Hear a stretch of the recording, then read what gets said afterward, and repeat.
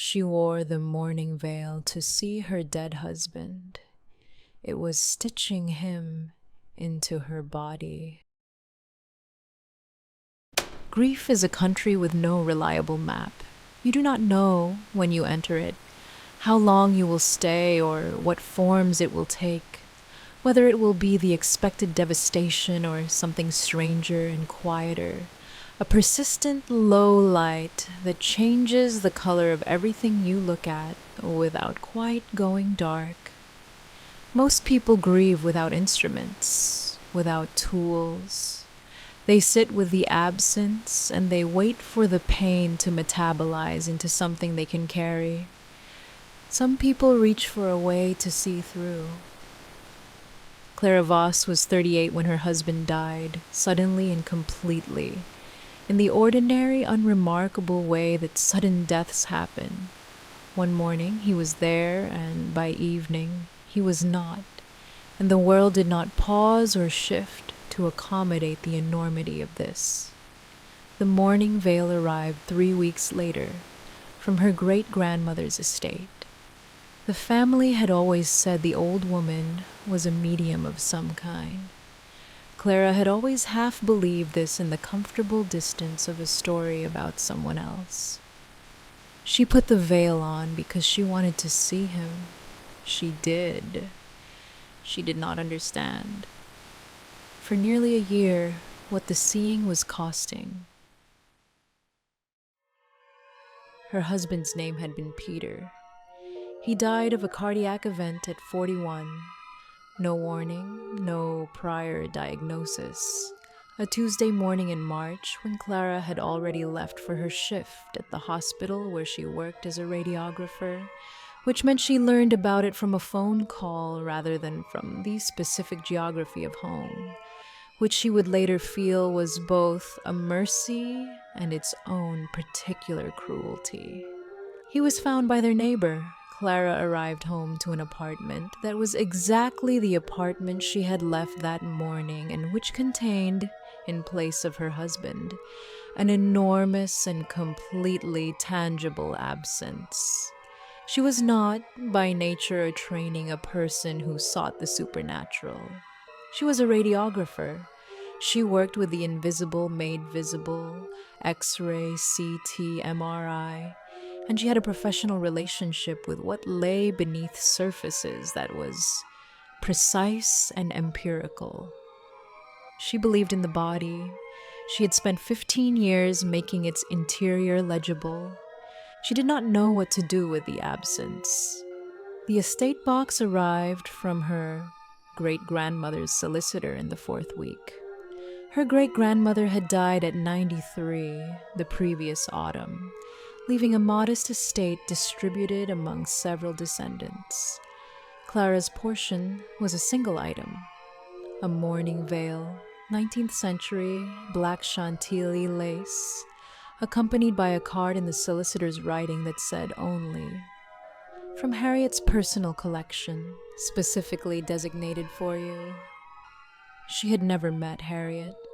She knew the family stories, a Victorian medium, a woman who had given sittings in her own parlor for 30 years, whose reputation had been sufficiently serious that people had come from London to consult her.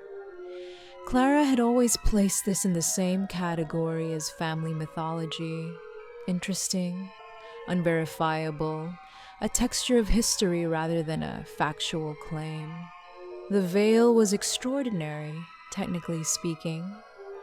She could see that without any supernatural framework.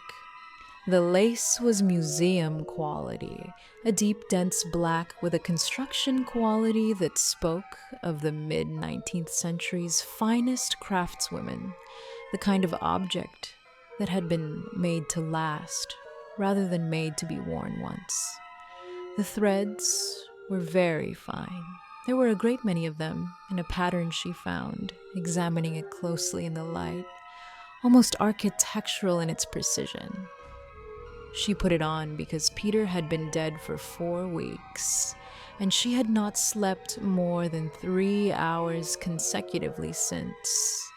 and because it was the only new thing that had entered the apartment since his absence began, and because she was, at 2 a.m. on a Thursday, not in the business of making reasonable decisions.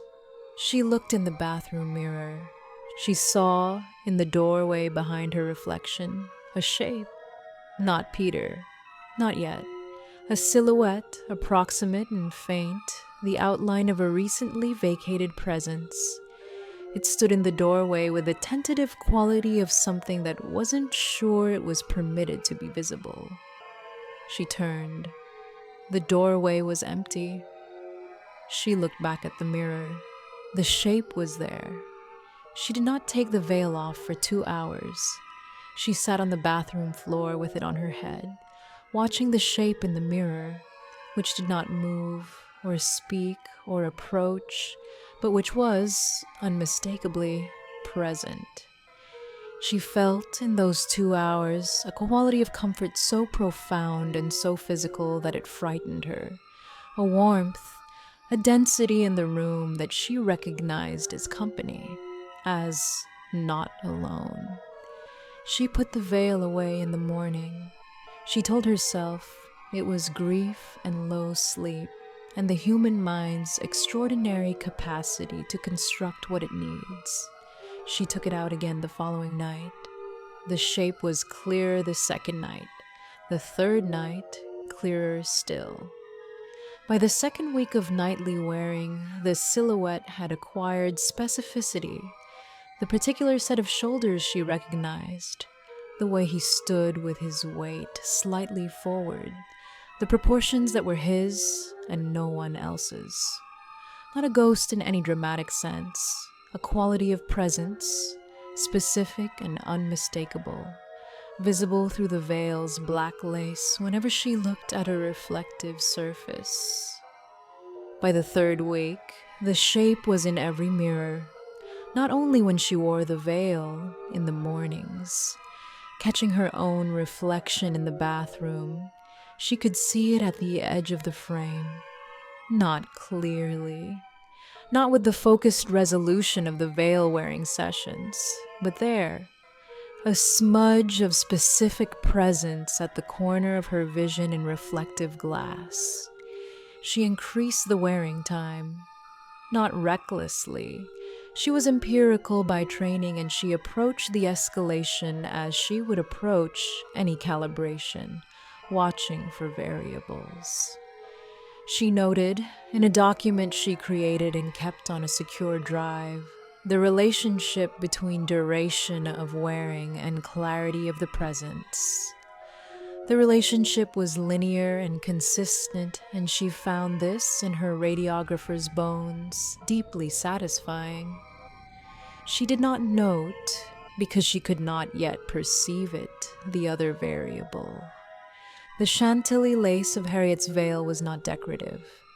Its construction was functional, a fiber matrix of extraordinary precision built to specifications that had been arrived at across decades of Harriet's practice by a process of ritual refinement that had nothing to do with lacecraft. The threads were stitched in a pattern that followed the meridian lines of the human body's etheric field, the same lines that acupuncture maps, that Kabbalistic body diagrams describe, that a dozen separate traditions have independently charted as the pathways of the animating principle. When worn against the head and face with the sincerity of genuine grief, the veil's meridian threads made contact with the corresponding lines in the wearer's field. The souls of the recently dead exist, in the weeks following physical death, in a state of proximity to the living, a liminal position, neither fully gone nor capable of return, which the older traditions describe variously as the near shore of the river, the threshold between the house and the road. During this liminal period, the veil's meridian threads could locate the presence of a beloved dead person and establish contact. This was what it was designed to do. and Harriet had used it exactly this way for 30 years. Tool of genuine mediumship, allowing her clients to find their dead and find comfort. This function was real. What Harriet had not entirely controlled, had managed. In her 30 years, through careful limitation of wearing time and scrupulous attention to the veil's condition, was a secondary function. The threads, once they had located a presence, did not simply create a window. They began very slowly in proportion to wearing time and emotional intensity to draw the located presence along their meridian pathways, into the wearer's field, into the wearer's body, stitch by stitch. Clara had been wearing the veil for 9 months when she first heard Peter's voice. Not from the mirror, from inside her, not from her own throat, from the place behind her sternum, the same interior register that had once, in another story, carried an uncle's voice. A brief phrase, he said her name. He said it with his specific cadence, the slight elongation of the first vowel that had always been his, unmistakably his, and she pressed her hand to her chest and sat on the kitchen floor and shook for 20 minutes with a feeling she could not immediately classify as grief or joy or terror because it was all three simultaneously. She continued wearing the veil. By month 10, she could feel him as a specific warmth in her left side when she woke in the mornings. A weighted presence, familiar and real. She knew it was wrong. She knew this with the part of herself that had been trained to read invisible structures. She knew the topology of it was wrong. That a soul seated in a living body is not the architecture of love or return or healing, but of something else. She knew this, and she could feel him there, and she kept the veil. On the anniversary, 1 year to the day, she put the veil on for the evening as she had come to think of the nightly wearing. A ritual, a practice, a form of devotion she had built around an object that had, across 12 months, become the structure around which her entire interior life was organized. At 11:47 p.m., the time the neighbor had estimated, working backward from the hospital's timestamp, that Peter's heart had stopped, the veil fell. Not dropped, not removed, fell from her head to the floor with a specific quality of something completing its purpose. The threads had finished their circuit. The veil lay on the bathroom tiles, and Clara stood before the mirror, and she felt, in the fullness of her chest and the particular density of her breathing, that she was not alone in herself, that the space she had occupied since Peter's death had been quietly, tenderly, relentlessly filled. She looked in the mirror to see if he was there, checked for the silhouette in the doorway from habit. The doorway was empty. Her reflection looked back at her, her face, her eyes, her expression, and behind her expression, in the specific quality of it, in something she could only describe as the light behind the features, in the particular inhabited quality that a face has when everything it contains is fully present, she saw him, inside, looking out through her eyes with the patient, sorrowful recognition of someone who had not consented to this, who had been drawn along threads, stitch by stitch, over 12 months of her grief, into a space that had not been prepared for him, and which was, by the mechanics of the veil's working, now occupied. Her mouth moved. She had not decided to speak. Peter's voice came out. Then something else smiled. In the mirror, In the space behind her face, in the deep interior, the mirror was now showing her that she did not know mirrors could show. A third presence, not her, not Peter. Something that had been inside the veil's threads for longer than either of them. Using the grief, using the lace, using the specific and devastating love of a woman who had put on an heirloom in the dark of a bad night because she wanted to see her husband one more time. It had been using Harriet too, she understood, for 30 years, and the clients before that. The veil lay on the bathroom tiles. It was very beautiful. Its threads had completed their work with extraordinary precision. Something older than Peter wore her husband's expression on Clara Voss's face and looked at her from inside the mirror and smiled with her mouth and said her name in her own voice, correctly, warmly, exactly the way she had always said it herself. She put the veil on because she loved him. This is the beginning, the middle, and the unbearable heart of everything that happened. Not negligence, not recklessness, not the contempt for the unseen that we sometimes talk about in this context. She put it on because the absence was intolerable and the veil offered her presence.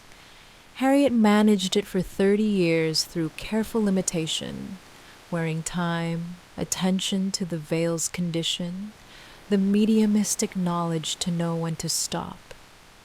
Harriet understood what the threads were doing and maintained discipline over it.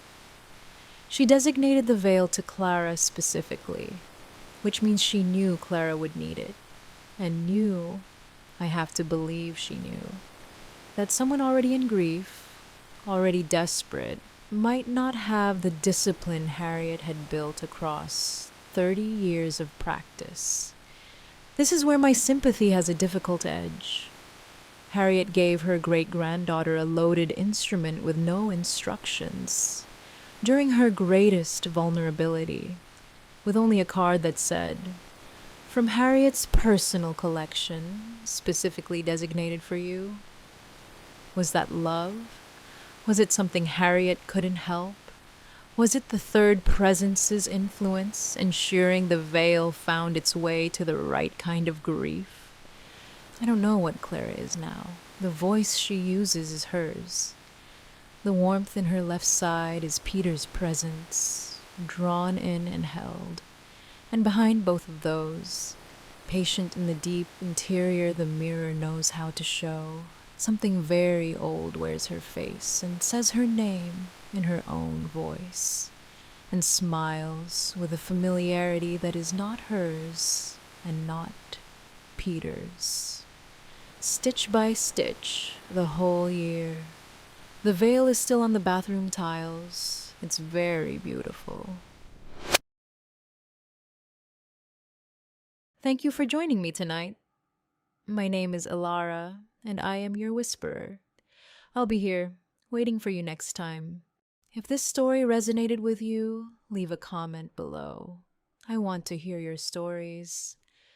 Like and subscribe if you enjoyed this story and want to hear more. This has been Karma Quietly Whispers. See you soon.